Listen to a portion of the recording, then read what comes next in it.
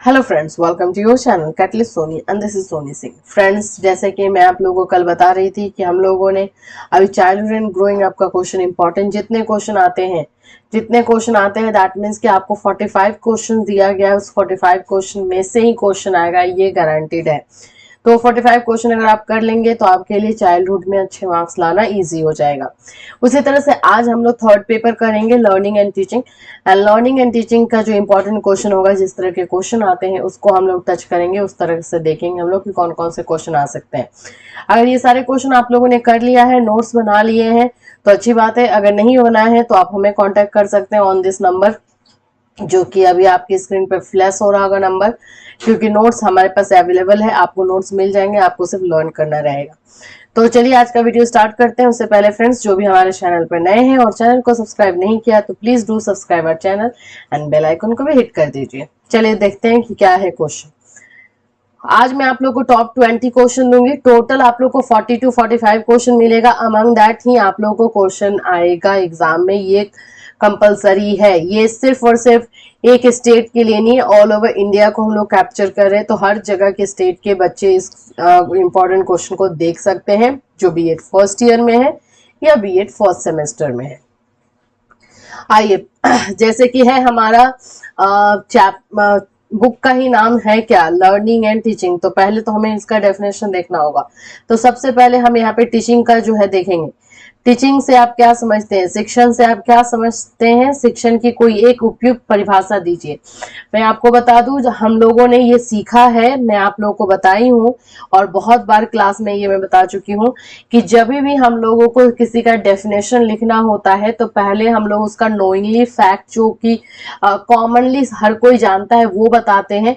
और उसके बाद जो हमारे फिलोसफर्स ने, जितने भी हमारे वैज्ञानिक हैं, उन्होंने जो जो अपनी परिभाषाएं दी है उसको बताते हैं। और कम से कम 4 परिभाषा, कम से कम 4 फिलोसफर के परिभाषा डेफिनेशंस लिखने कंपलसरी है, समझ लीजिए, अगर ये लॉन्ग में आता है क्वेश्चन तो यहाँ पर एक कोई परिभाषा को आपको लिखने के लिए बोला, लेकिन आप उसी तरह से 4 लिखेंगे। फिर है उसके बाद शिक्षण के संप्रत्यय धारणा को स्पष्ट कीजिए। यहाँ पे कॉन्सेप्ट बताना है इसका, आपका वही है शिक्षण क्या किसे कहते हैं, क्या समझते हैं आप, और परिभाषा को अच्छे से डील करना है। सेकंड, अथवा में देखिए क्वेश्चन है। अथवा का मतलब हुआ कि इन दोनों तीनों क्वेश्चन के आंसर को आप देख लेंगे कि कैसे करना। शिक्षण का क्या अर्थ है, शिक्षण की प्रकृति, नेचर बताना है, प्रकृति, विशेषताओं तथा महत्व का उल्लेख कीजिए।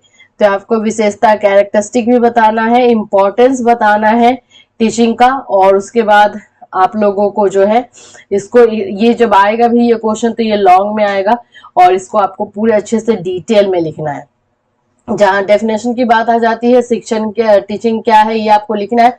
नेचर जो लिखेंगे पॉइंट में लिखिएगा, विशेषता जो लिखेंगे, कैरेक्टरिस्टिक, ये भी पॉइंट में लिखिएगा, इंपॉर्टेंस भी पॉइंट में लिखिएगा। इस तरह से आपके अच्छे मार्क्स आने के चांस रहेंगे इस क्वेश्चन में, अगर ये क्वेश्चन आता है तो। फिर हमारा है शिक्षण को परिभाषित कीजिए, इसकी क्या क्या विशेषताएं। यहाँ पे देख सकते हैं कैरेक्टरिस्टिक को पूछा है और आपको यहाँ पे परिभाषा यानी कि डेफिनेशन लिखना है। एक और है शिक्षण का अर्थ तथा उसकी प्रकृति, मतलब शिक्षण का डेफिनेशन और उसके नेचर को ही आपको बताना है।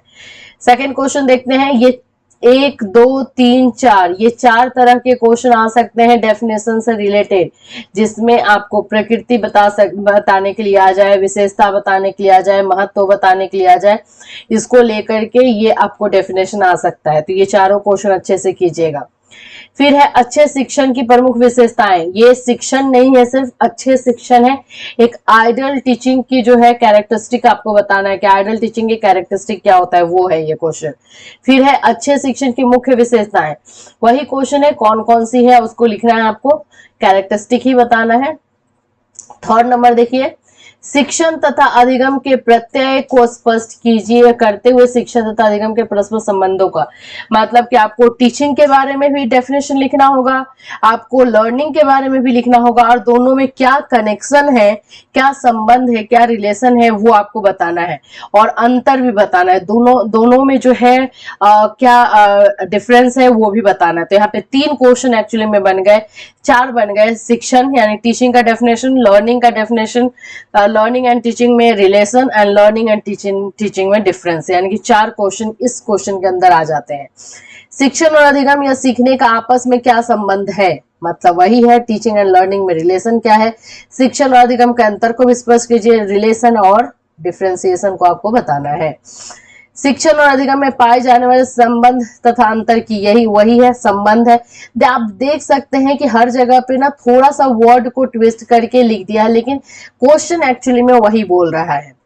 यहाँ देखिए शिक्षण और अधिगम सीखने का आपस में संबंध, संबंधी है ये, और अंतर, संबंध और अंतर, दैट मीन्स रिलेशन और डिफरेंशिएशन, ये भी अथवा वही है।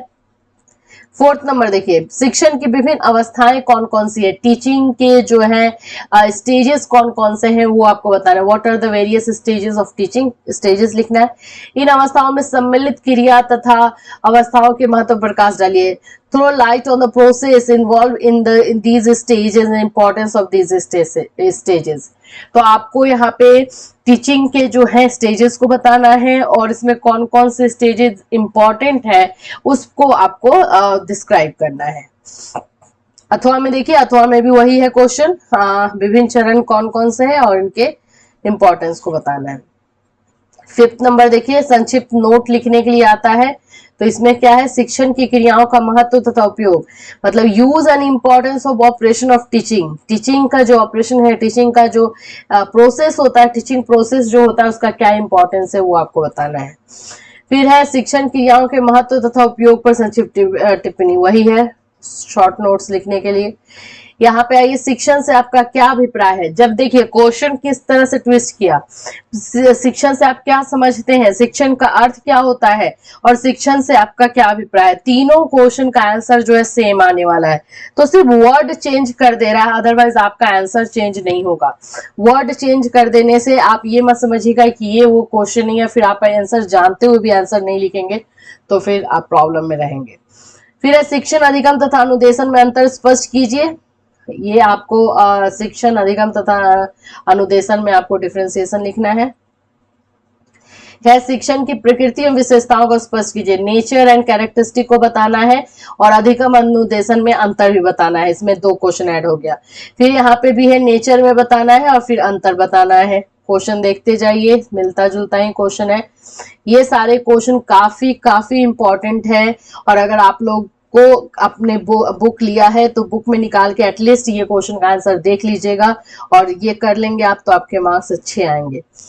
फिर है एक्सप्लेन, प्रतिपादन, प्रशिक्षण, साक्षरता धारणाओं की व्याख्या, इनको व्याख्या करना है आपको। इंस्ट्रक्शंस है क्या, अनुदेशन, इंस्ट्रक्शंस, फिर है इंडोक्ट्रिनेशन, फिर ट्रेनिंग एंड लिटरेसी, इन सारे को आपका जो है डिस्क्राइब करना, मतलब कि डेफिनेशन लिखना है बस और कुछ नहीं। शिक्षा अनुदेशन में अंतर, मतलब फिर से एजुकेशनल इंस्ट्रक्शंस में आपको अंतर बताना है। फिर है शिक्षा तथा प्रशिक्षण में अंतर, मतलब एजुकेशन एंड ट्रेनिंग में क्या डिफरेंस है ये आपको बताना है। अंतर वाला जरूर कीजिएगा, कितने अंतर लिखने आ रहा है। फिर यह एजुकेशन और प्रतिपादन, शिक्षा और प्रतिपादन में अंतर स्पष्ट कीजिए। तो ये क्वेश्चन हुआ। फिर से 11 नंबर देखिए, स्मृति स्तर के शिक्षण से आप क्या समझते हैं। What is memory level of teaching, teaching का मेमोरी लेवल क्या है। स्मृति स्तर पर शिक्षण क्रियाओं का आयोजन किस प्रकार किया जाता है, विवेचना कीजिए। ये क्वेश्चन देख लीजिएगा, मेमोरी से है। शिक्षण के विभिन्न स्तर क्या है, इन स्तर पे स्टेजेस आपको बताने हैं। आप शिक्षण स्तरों से क्या समझते हैं, सेम क्वेश्चन, सिर्फ आपको लगा दिया गया है तो आप इससे अलग क्वेश्चन नहीं समझ लेंगे। ये स्तर कौन कौन से हैं, शिक्षण के प्रत्येक स्तर तथा इनके स्तरों के प्रतिमानों पर प्रकाश डालें। ठीक है, स्टेजेस कौन है इसको आपको डिस्क्राइब करना है थोड़ा डिटेल में। शिक्षण का विमर्शी स्तर स्मृति स्तर से किस प्रकार भिन्न है। How is reflective level of teaching different from a memory level of teaching, difference बताना है दोनों के बीच में। 12 नंबर है शिक्षण सिद्धांतों से आप क्या समझते हैं। What do you mean by theory और थ्योरीज ऑफ टीचिंग, टीचिंग की जो थ्योरी है उससे आप क्या समझते हैं। और उसके बाद formal, descriptive and normative theories of teaching को आपको डिस्क्राइब करना है। ये सारे जो है यही है थ्योरीज ऑफ टीचिंग और इसको आपको डिस्क्राइब भी करना है। शिक्षण सूत्र तथा शिक्षण युक्तियों का अर्थ स्पष्ट करते हुए उसकी समुचित परिभाषा दीजिए। शिक्षण में इसके महत्व का भी वर्णन कीजिए। शिक्षण सूत्र की अवधारणा को स्पष्ट करते हुए प्रमुख शिक्षण सूत्रों की विवेचना कीजिए। शिक्षण सूत्रों की क्या उपयोगिता है, मतलब इसमें आपको शिक्षण सूत्र करना है ये पूरे के पूरे 30 नंबर में। 14 देखिए, शिक्षण के विभिन्न तरीके क्या हैं। डिवाइसेस ऑफ टीचिंग जो है यहाँ पे आपको करना है, डिवाइसेस ऑफ टीचिंग को करना है। एंड देन उसके बाद से आपको ये डिवाइसेस जो है वो टीचिंग मेथड से कैसे अलग है। तो डिवाइसेस ऑफ टीचिंग में आप याद रखिएगा, हम लोग जो टीचिंग एड यूज करते हैं वो होता है, और मेथड होता है कि हम जो तरीके यूज करते हैं बच्चों को हैंडल करने के लिए वो होता है। तो ये अंतर तो अपने माइंड में रखिएगा और यही आपको आगे डील करना है। यूनिट 3 लर्निंग से अभी मैं ज्यादा क्वेश्चन नहीं लाई हूँ, ज्यादा से ज्यादा क्वेश्चन अभी आपका टीचिंग से 14 क्वेश्चन था, लर्निंग से 6 क्वेश्चन ही है अभी, लेकिन और क्वेश्चन लर्निंग से बनेंगे, ये मैं कल आपको लेकर आऊंगी। अभी 20 क्वेश्चन है, कल मैं 10 to 15 क्वेश्चन और लेकर आऊंगी, लगभग आपको 40-45 क्वेश्चन मिलेंगे और उसको आप पूरा कर लेंगे तो आपके अच्छे मार्क्स आएंगे। चलिए, अधिगम से क्या है, लर्निंग से क्या है, तो पहले तो डेफिनेशन लिखना है। डेफिनेटली सीखने या अधिगम से आप क्या समझते हैं, सीखने या अधिगम की महत्वपूर्ण विशेषताएं, डेफिनेशन, कैरेक्टरिस्टिक, नेचर, ये सारा तीनों जो है ना किसी भी टॉपिक का आप जरूर करके रखिएगा। अथवा में देखिए क्या है, सीखने या अधिगम किसे कहते हैं, सीखने या अधिगम की महत्वपूर्ण विशेषताओं की विवेचना करें, ये है। फिर सेकेंड नंबर में है what do you understand by learning, discuss the nature of learning. फिर वही है, आपको लर्निंग का मीनिंग लिखना है, डेफिनेशन लिखना है और नेचर लिखना है। फिर सीखने या अधिगम के अर्थ को स्पष्ट करते हुए इसके मुख्य प्रकारों तथा प्रक्रिया को स्पष्ट कीजिए। यहाँ पे आपको टाइप्स एंड प्रोसेस लिखना है लर्निंग का क्या प्रोसेस होता है। पहले तो आपको अर्थ बताना है, डेफिनेशन लिखना है, फिर उसके बाद इसके प्रोसेस को लिखना है, टाइप्स को लिखना है। ठीक है, यहाँ देखिए, अधिगम की परिभाषा दीजिए, डेफिनेशन लिखना है और इसकी प्रकृति का वर्णन कीजिए, मतलब नेचर लिखना है। इसमें है अधिगम की परिभाषा दीजिए और प्रकृति का वर्णन कीजिए, नेचर है। ठीक है, अधिगम क्या है, अधिगम की प्रक्रिया, यहाँ पे प्रोसेस ऑफ लर्निंग। तो आपको अधिगम किसे कहते हैं उसकी परिभाषा करना है, उसकी प्रकृति करना है, उसकी विशेषता करना है और लर्निंग प्रोसेस करना है। प्रोसेस ऑफ लर्निंग जो है वो करना है, ये 4 ये हमेशा करके रखिए हमेशा। है सीखने या अधिगम का क्या अर्थ है, सीखने से विभिन्न दृष्टिकोण, अप्रोचेस को करना है, अप्रोचेस, टाइप्स एंड प्रोसेस है वो करना है।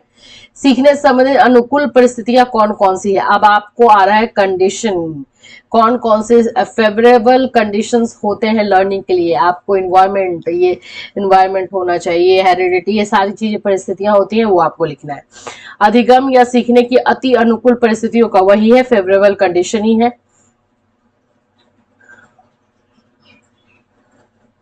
Right a brief note of on learning curves, learning curve क्या होता है उस पर आपको नोट्स लिखना है। फिर है सीखने या अधिगम को प्रभावित करने वाले कारक, अब यहाँ पे आइए फैक्टर, टीचिंग को इफेक्ट करने वाले कौन कौन से फैक्टर्स होते हैं उसको लिखना है। यहाँ पे भी आपको निर्धारक यानी कि फैक्टर, कारक को देखिए निर्धारक बोलते हैं, फैक्टर कारक बोलते हैं। फिर प्रभावित करने वाले जो है किसी भी चीज को लिख सकता है वो, लेकिन जब आपको समझ में आ रहा है कि ये फैक्टर है, हिंदी में नहीं समझ में आ रहा तो इंग्लिश में भी दिया रहेगा, तो इंग्लिश को भी एक बार देख लीजिएगा क्वेश्चन, उसके बाद हिंदी में लिखिएगा। फिर है उसके बाद what is the meaning of determinants of learning, learning का जो डिटर्मिनेंट होता है उसको आपको लिखना है, वही है डिटर्मिनेंट आपका फैक्टर।